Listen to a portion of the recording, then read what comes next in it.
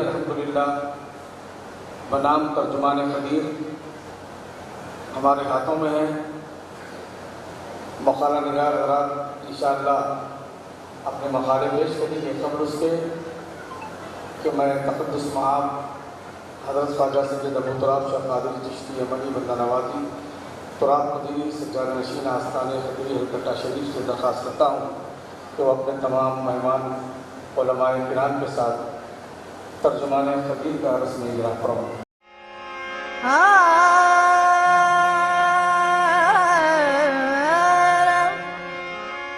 منزل ملی مراد ملی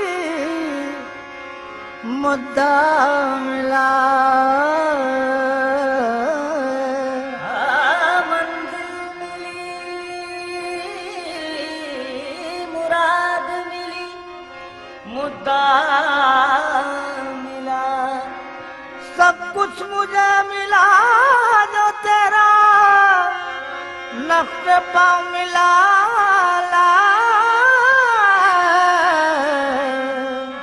سب کچھ مجھے ملا جو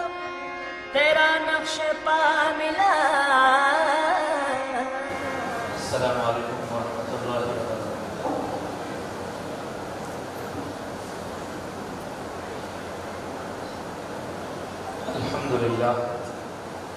الحمدللہ وکفی والصلاة والسلام علی رسولہ وحبیبہ سیدنا محمد المصطفى وعلى آلہ سفینۃ النجاة واصحابہ نجوم الہدى وعلى أولياء أمته مصابيح الصدق والصفا، أما بعد، أعوذ بالله من الشيطان الرجيم، بسم الله الرحمن الرحيم، قد أفلح من تزكى، وقال تعالى في شأن حبيبه إن الله وملائكته يصلون على النبي يا أيها الذين آمنوا صلوا عليه وسلموا تسليما، اللهم صل على سيدنا ومولانا محمد وعلى آله وأصحابه عدد ما في علم الله صلاة دائمة بدوام ملك الله۔ شہنشین پر جلوہ فرما معزز و مکرم مشائخ اعظام علماء کرام دانش بران گرامی، بطور خاص استاد محترم پروفیسر ڈاکٹر محمد عبد المجید نظامی صاحب ادام اللہ فیضہ، مولانا سید شاہ احمد نور اللہ الحسنی والحسینی قادری سجادہ نشین بارگاہ ٹیکمال، وہ صدر کل ہند جمعیت المشائخ، برادر مکرم و معظم حضرت مولانا سید شاہ مصطفیٰ علی صوفی المعروف حضرت سید پاشا صاحب قبلہ مدظل العالی، معتمد کل ہند جمعیت المشائخ، وہ نائب صدر سید صوفیہ اکیڈمی، حضرت مولانا فاروق بہاؤالدین نقشبندی صاحب قبلہ دامت برکاتہ، نائب صدر کل ہند جمعیت المشائخ، مولانا سید لیاقت حسین صاحب رضوی المعروف مختار پاشا صاحب سجادہ نشین آستانہ رضویہ حیدرآباد، اور بطور خاص فصیح البیان ادیب اللسان حضرت مولانا محمد فصیح الدین نظامی صاحب ادام اللہ فیضہ، اور بطور خاص اس آستانِ عالیہ کے سجادہ نشین و روح رواں مولانا سید ابو تراب پاشا تراب قدیر صاحب داماد غالب و دیگر معززین، حاضرین، سامعین اور خواتین، حضرت کے اس عرس کے موقع پر 8ویں سیمینار میں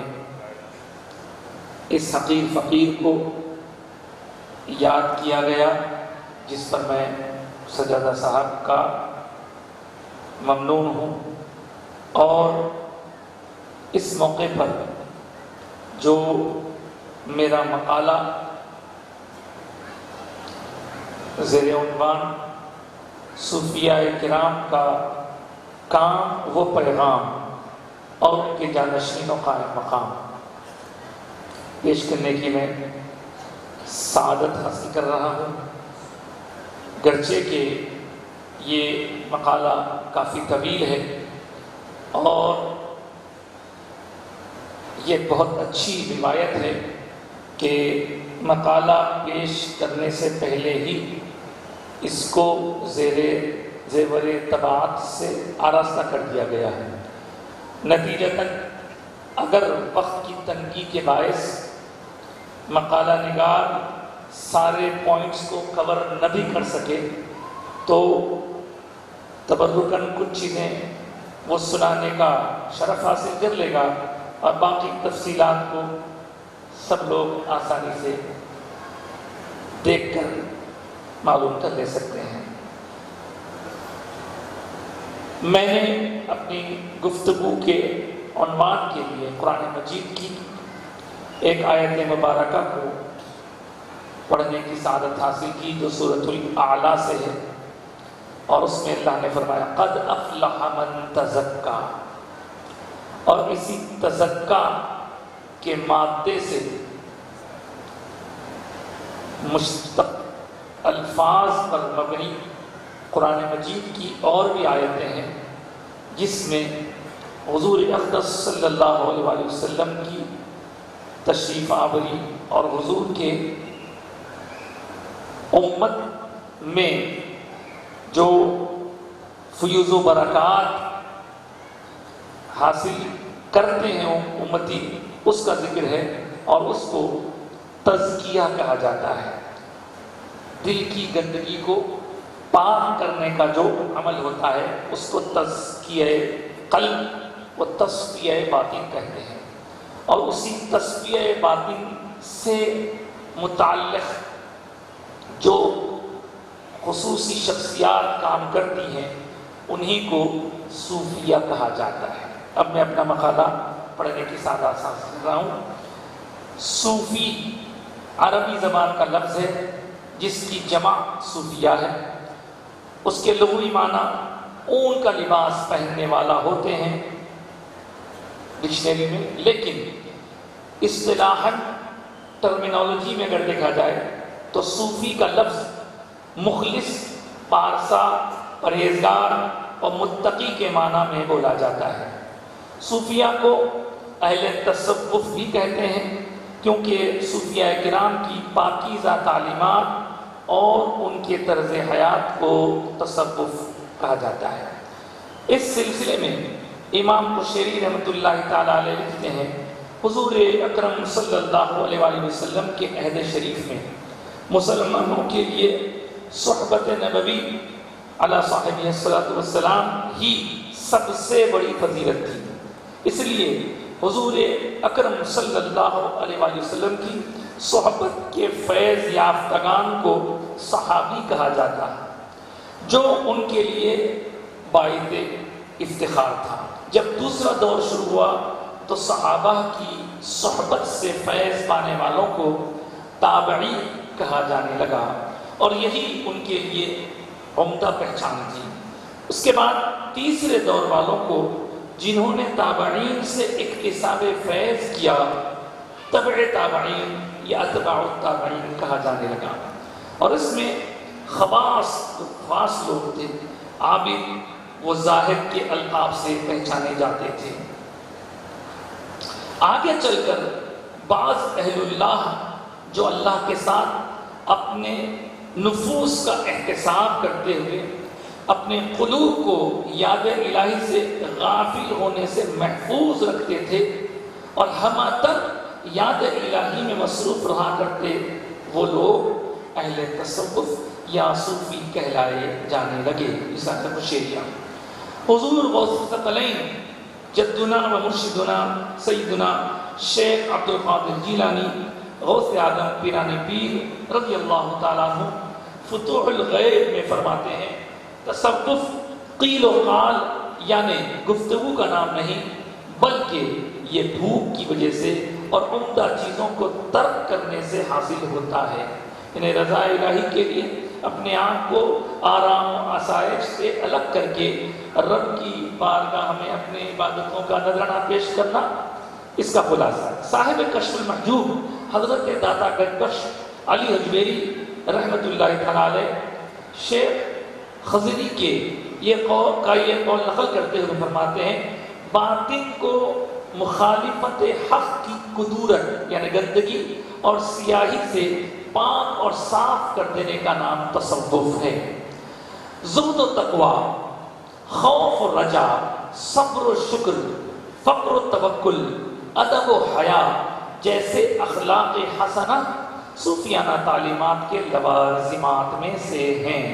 اور عبادت و عبودیت، مراقبات و مجاہدات، اذکار و اشغال اور خلوت و استقامت صوفیہ کے مشاغل ہیں، جن کے دوران بغض و کینہ، حرص و حسد، تکبر و غرور، کذب و غیبت، عجب و بخل جیسی خواہشات نفسانی سے پرہیز کرنے کی عملی تربیت دی جاتی ہے۔ اہل تصوف شریعت مطہرہ اور سنت نبویہ علی صاحبہ صلی والسلام پر سختی سے عمل پیرا ہوتے ہیں، اور یہی چیز سارے ہی اولیاء اللہ میں قدر مشترک ہے، یعنی سب کے پاس یہ چیز نظر آئے۔ حضرت شاہ سلیمان تونسی رحمۃ اللہ تعالیٰ علیہ فرماتے ہیں، تصوف و سلوک اور معرفت کی راہیں بغیر اتباع رسول صلی اللہ علیہ وسلم کے طے نہیں کی جا سکتی۔ پیر کرم شاہ الازہری صاحب تفسیر ضیاء القرآن کی بقول، شریعت ایک سرسبز و شاداب درخت ہے جس پر ولایت، غوثیت اور قطبیت کے پھل پھول لگتے ہیں۔ جہاں شریعت مطہرہ کا سایہ دار درخت ہی نہ ہو، وہاں پھل اور پھول کیسے ہوں گے؟ اہل تصوف ایک طرف تو خالق سے اپنا رشتہ بندگی مضبوط کرتے ہیں، تو دوسری طرف خلق خدا کی خدمت کو بھی خالق تک پہنچنے کا مؤثر ذریعہ سمجھتے ہیں، اور الخلق عیال اللہ ترجمہ مخلوق اللہ کا کنبہ ہے یعنی خاندان ہے، پر یقین رکھتے ہوئے اپنے آپ کو اخلاق حسنہ سے متصف کرتے ہیں اور اخلاق رذیلہ سے پرہیز کیا کرتے ہیں، اور جو ان حقیقی صوفیاء کرام سے قریب ہوتا ہے، ارادت رکھتا ہے، فیض صحبت پاتا ہے، تو وہ بھی ان کے رنگ میں رنگ جاتا ہے۔ تصوف ہی کا ایک اور نام طریقت بھی ہے، اور بعض اہل علم اسے حدیث احسان کی روشنی میں احسانی تعلیمات بھی کہتے ہیں۔ اس طرح احسانی تعلیمات، تزکیہ نفس، تصفیہ قلب، تصوف اور طریقت یہ ہم معنی سمجھے جاتے ہیں۔ طریقت کے متعلق حضرت شیخ سعدی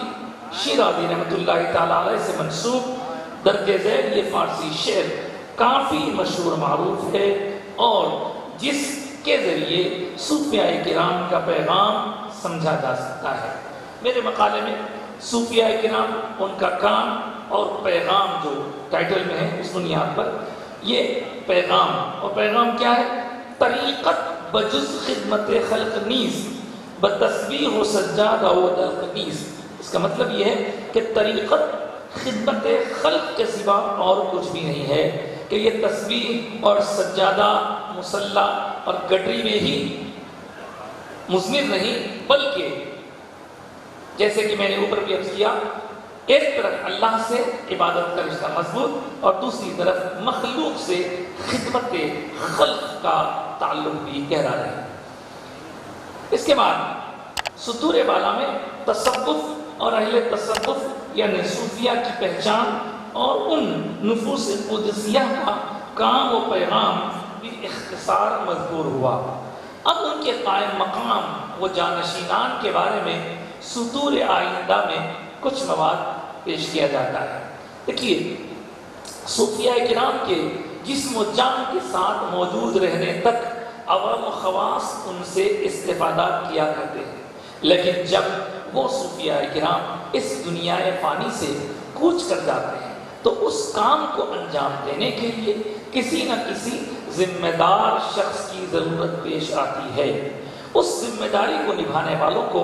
جانشین یا قائم مقام کہا جاتا ہے۔ چنانچہ اس حقیقت کو سبھی مانتے ہیں کہ کارخانہ قدرت میں ہر کوئی اپنے اپنے مقام و مرتبے اور منصب و درجے کے اعتبار سے کوئی نہ کوئی ذمہ داری سنبھالے ہوئے ہے۔ ایسے میں اگر وہ ذمہ داری نبھانے والا کہیں جا رہا ہو، خواہ عارضی ہو یا مستقلاً، تو دنیا کا یہی نظام ہے کہ اس جانے والے کا کوئی نہ کوئی نمائندہ ہوتا ہے جو اس کا نائب اور قائم مقام بن کر ان ذمہ داریوں کو پوری کرتا ہے، کیونکہ کام تو روکا نہیں جا سکتا، البتہ کام کرنے والے بدلتے جاتے ہیں، اور ایسا کرنا وقت کے وَلَا تَتَّبِعْ سَبِيلَ الْمُفْسِدِينَ الاعراف 142، یعنی موسیٰ نے اپنے بھائی ہارون سے علیہ السلام سے کہا کہ میرا نائب رہنا میری قوم میں اور اصلاح کرتے رہنا اور مفسدین کے راستے پر مت چلنا۔ اس میں حضرت موسیٰ علیہ السلام کی جانب سے اپنے بھائی ہارون علیہ السلام کو اپنا نائب بنائے جانے کا ذکر ہے۔ ہمارے آقا سرکار دو عالم صلی اللہ علیہ وسلم کے اسوہ مبارکہ میں بھی ایسی بے شمار مثالیں ملتی ہیں۔ کبھی آپ صلی اللہ علیہ وسلم نے بستر علالت پر سے حضرت سیدنا ابو بکر صدیق رضی اللہ تعالی عنہ کو نمازوں میں امامت کا حکم ارشاد فرمایا، تو کبھی 9 ہجری میں غزوہ تبوک میں، یعنی انبیاء کے وارث علماء اور اہل علم ہیں، اور اس کی وجہ یہ ہے کہ انبیاء درہم اور دینار کا وارث کسی کو نہیں بناتے، بلکہ وہ علم بطور ورثہ دیتے ہیں۔ جس نے اس سے کوئی چیز حاصل کی تو اس نے نبوت کی میراث کا بڑا حصہ حاصل کیا۔ مشکات شریف، ابو داؤد شریف میں معلوم ہوا کہ علماء حق و اولیاء امت نبیوں کے وارث و جانشین ہوئے، اور ان کا اصل سرمایہ علم و حکمت، اور جنہیں ان اولیاء اللہ کے جانشین بننے کا شرف ملا وہ بھی انہی نعمتوں کی امین اور اسی منصب کے قائم مقام و جانشین ہیں۔ یہاں یہ بات بھی قابل ذکر ہے کہ خاتم النبیین حضور احمد مصطفیٰ صلی اللہ علیہ وسلم کی امت کے اولیاء اللہ کو، وہ علماء حق کو علماء حق کو اللہ تعالیٰ نے حضور کے صدقے میں کتنا بلند مرتبہ دیا ہے۔ جو ذمہ داریاں بنی اسرائیل کے انبیاء نبھایا کرتے تھے، حضور خاتم النبیین صلی اللہ علیہ وسلم کے باعث حضور کے صدقے میں وہی ذمہ داریاں اب آپ کے امت کے اولیاء و علماء کو سونپی گئی ہیں۔ جب یہ بات معلوم ہو گئی کہ صوفیہ اولیاء اللہ انبیاء کے وارث و جانشین اور قائم مقام ہیں، تو ان اولیاء اللہ و صوفیہ کے قائم مقام و جانشینوں کی ذمہ داریاں بھی متعین ہو گئیں کہ یہ مال و جائیداد اور جاہ و حشمت کے لحاظ سے جانشین نہیں، بلکہ حقیقت میں علم و حکمت اور دین و اخلاق کی ترویج و اشاعت کے اعتبار سے جانشینی ہے۔ یہی وجہ ہے کہ سلف صالحین و اولیاء و کاملین نے اپنا جانشین بناتے وقت یہ نہیں دیکھا کہ جسے جانشین بنایا جا رہا ہے وہ میری اولاد سے ہے یا نہیں، بلکہ جسے اہل جانا اپنا جانشین بنا دیا۔ حضرت ابو سعید مبارک رحمۃ اللہ تعالی علیہ جو حضور غوث پاک کے استاد بھی ہیں، آپ نے حضور غوث اعظم کو اپنا جانشین بنایا، حضرت خواجہ عثمان ہارونی نے حضور غوث غریب نواز کو اپنا جانشین بنایا، آپ نے حضرت قطب الدین بختیار کاکی کو، اور آپ نے حضرت بابا فرید الدین بن شکر کو، اور آپ نے حضرت نظام الدین محبوب الہی کو، اور آپ نے حضرت نصیر الدین چراغ دہلوی، اور آپ نے حضرت سید محمد حسین کی سدراج بندہ نواز رحمۃ اللہ تعالی علیہم کو تعلیمات و خدمت دین اور علوم شریعت و طریقت کے سلسلے میں اپنا جانشین تو بنایا، لیکن اس سلسلے میں اولاد کا التزام نہیں رکھا۔ لیکن اس کا یہ قطعی مطلب نہیں کہ اولاد کے لیے جانشینی شجر ممنوع ہے، ہرگز نہیں، یا اولاد کوئی جانشین بنی نہیں سکتی، جی نہیں، ایسا ہرگز نہیں، بلکہ اس پوری گفتگو کا خلاصہ یہ ہے کہ والد کی اولاد ہونے کے باعث مال و جائیداد کا وارث تو بننے میں وہی اپنا حق رکھتا ہے، اور اگر اس کے ساتھ ساتھ اس میں وہ خوبیاں اور صلاحیتیں اور استعداد بھی موجود ہو جو ایک ولی کے جانشین بننے کے لیے ضروری ہوتی ہیں، تو وہ الولد سر الیبی کے مصداق ہے، تو اس سے بہتر اور بڑھ کر جانشین اور کون ہو سکتا ہے۔ اور تاریخ میں ہم کو اس قسم کی مثالیں بھی کثرت سے ملتی ہیں، بلکہ خود قرآن حکیم میں بیان کردہ انبیاء کے تذکروں میں حضرت اسماعیل علیہ السلام یا حضرت اسحاق علیہ السلام کا اپنے والد گرامی حضرت ابراہیم علیہ السلام کا جانشین بننا، حضرت یعقوب کا ان کے والد حضرت یعقوب کے جانشین کی حیثیت سے کار نبوت کے لیے منتخب ہونا، حضرت یوسف علیہ السلام کا اپنے والد حضرت یعقوب کی جانشینی کے فرائض انجام دینا وغیرہ وغیرہ۔ اور اگر ارباب طریقت کی مثالیں دیکھیں تو اہل بیت نبوت میں حضرت علی کرم اللہ تعالی وجہہ کی شہادت کے بعد لوگوں کی طرف سے حضرت سیدنا امام حسن رضی اللہ تعالیٰ عنہ کو خلیفہ بنایا جانا،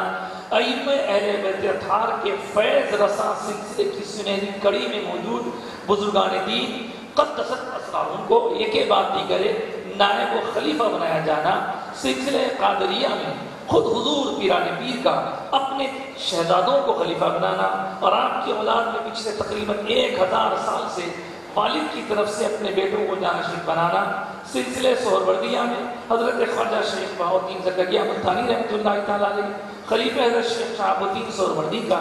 اپنے اولاد کو جانشین بنانا، سلسلے چشتیہ میں حضرت خواجہ بندہ نواز کے سدراز نے بھی اپنی اولاد میں ہی جانشین مقرر فرمایا، سلسلے نقش بندیہ میں حضرت مجدد الفسانی شیخ احمد سرہندی رحمۃ اللہ تعالیٰ علیہ کا اپنے بیٹوں کو خلیفہ و جانشین بنانا، اور حضرت شاہ عبد الرحیم محدث دہلوی کا اپنے فرزند حضرت شاہ ولی اللہ محدث دہلوی کو خلیفہ بنانا، اور پھر حضرت شاہ ولی اللہ کا اپنے فرزند حضرت شاہ عبدالعزیز محدث دہلوی کو خلیفہ بنانا وغیرہ۔ یہ ایسی مثالیں ہیں جن کو نظیر بنا کر اور جن کے نقش قدم کو اپنے لیے چراغ راہ بنا کر کوئی ولی اپنی قابل اولاد کو اپنا جانشین بنا دے یا نامزد کر دے تو اس سلسلے میں کسی کو بھی اعتراض کی کیا جرت ہو سکتی ہے، بلکہ اگر سچ پوچھا جائے تو اپنی اولاد کو جانشین بنانے کی تمنا کرنا تو خود اللہ کے خلیل حضرت سیدنا ابراہیم علیہ السلام کی سنت مبارکہ ہے۔ جب اللہ تعالیٰ نے آپ کو یہ بشارت دی کہ قال انی جاعلک للناس اماما، سورہ بقرہ 126، یعنی اے ابراہیم بے شک میں تمہیں تمام انسانوں کا امام یعنی پیشوا بنانے والا ہوں، تو فوری آپ نے عرض کی قال ومن ذریتی، یعنی میری اولاد سے بھی۔ اس طرح قرآن کی روشنی میں یہ بات ثابت اور واضح ہو گئی، تاہم پھر وہی بات پیدا ہوتی ہے کہ جانشین کیسا ہو، تو اس کے لیے بھی سورہ بقرہ کی آیت نمبر 124 ہی رہبری کرتی ہے کہ جب ابراہیم نے اپنی اولاد کے بارے میں دریافت کیا تو اللہ تعالیٰ نے اس کا بھی جواب عنایت فرمایا۔ اب سوال یہ ہے کہ جانشین کو لے کر اتنی طویل گفتگو کیوں ہو رہی ہے؟ تو موجودہ دور میں جبکہ خانقاہی نظام کو یقیناً بہت اہم سمجھ کے سب لوگ اس سے جڑنا تو چاہتے ہیں، لیکن بعض مقامات پر جانشینوں کے نااہل ہونے یا صرف دنیا دار ہونے یا تقویٰ و پرہیزگاری سے عاری ہونے کی وجہ سے ان خانقاہوں میں ویرانی ہے، بارگاہوں میں آستان ہے۔ لیکن ماشاءاللہ جہاں بارگاہوں میں جانشین بہترین صلاحیت اور استعداد کے مالک ہیں تو وہاں پہ ماشاءاللہ سارے ہی کام بڑے اچھے انداز میں طے ہو رہے ہیں۔ بہرحال اپنی گفتگو کو ختم کرتے ہوئے میں اختتام کی طرف آتا ہوں. باقی تفصیلات آپ مقالے میں خود سماعت فرما سکتے ہیں. یہاں یہ بات بھی بڑی تکلیف دہ ہے جس کا اظہار میں نے اس میں کیا ہے کہ بعض درگاہوں آستانوں کے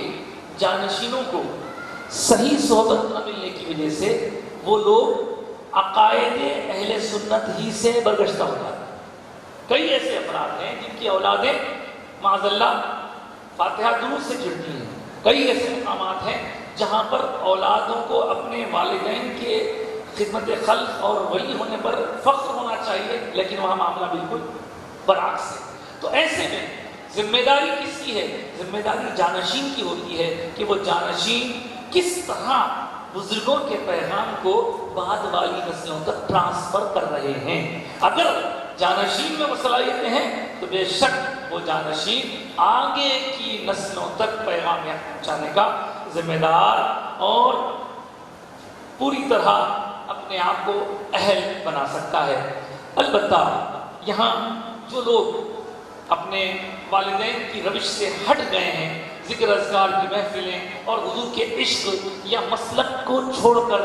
کسی اور کو اپنا لیے ہیں، ایسے لوگوں کے لیے میں آپ کو آخر میں چلتے صرف ایک اقتباس پڑھ کے سنا دوں کہ حضرت پیر کرم شاہ اظہری صاحب رحمۃ اللہ تعالی علیہ نے، جو صاحب تفسیر ضیاء القرآن کے نام سے بھی جانے جاتے ہیں، انہوں نے کہا کہ جانشینوں کے بارے میں یہ کس قدر حقیقت آموز بیان لکھتے ہیں. ہم اپنے ارد گرد نگاہ ڈالیں تو بڑے بڑے اولیاء و کاملین کی اولادیں دین سے کس قدر دور اور احکام شریعت کی پابندی سے کس طرح آزاد ہیں. اور کئی جگہ تو جیسا کہ میں نے کہا عقائد خود بدل گئے ہیں. یہ روح فرسا منظر دیکھ کر حساس دل تڑپ اٹھتا ہے اور آنکھیں خون کے آنسو بہاتی ہیں کہ جن کے آباء و اجداد کی ساری عمریں اطاعت خداوندی اور اطاعت رسول میں گزری، جن کے دن جلال خداوندی سے کانپتے ہوئے اور جن کی راتیں جمال الہی کی دید کے شوق میں ماہی بے آب کی طرح تڑپتے ہوئے گزرتی تھی، جن کا ایک ایک قدم جادہ شریعت پر مضبوطی کے ساتھ جمع ہوا تھا، جن کا علم، جن کا عرفان، جن کا اثر و رسوخ اور جن کی دولت محض احیاء دین حنیف کے لیے وقف تھی، جن کی کتاب زندگی کا ہر برخ روحانیت کے انوار سے منور تھا، اور ان کی اولاد ہونے کا دعویٰ کرنے والے اگر فسق و فجور کی رنگ رنگیلیوں میں دکھائی دے رہے ہیں اور اطاعت و انقیاد کی راہ چھوڑ کر انہوں نے سرکشی اور نافرمانی کا راستہ اختیار کر لیا ہے، تو پھر انہیں غور کرنا چاہیے، کیونکہ ان کی ان غفلت کشیوں کے باعث ہی ان کے اسلاف کرام کے حق میں گستاخ زبانیں کھلنے لگی ہیں. صرف یہی نہیں بلکہ ان کی بدعمالیوں سے ان عقائد حقہ کو زد پہنچتی ہے جو ان کے آباء و اجداد کے عقائد تھے.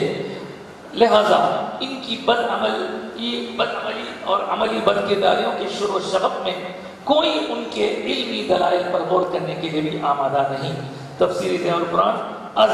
پیر کرم شاہ اظہری مذکورہ بالا ان آیات کریمہ اور اس کی توضیح و تشریح کی روشنی میں مرحومہ چند معبودات کا یہ مطلب ہرگز نہیں کہ آج کے دور میں اسلاف کے سچے جانشین ہیں ہی نہیں، بلکہ آج بھی الحمدللہ ایسی کئی خانقاہ بارگاہیں اور آستانے ہیں جہاں اولیاء اللہ کے سچ لگے ہوئے ہیں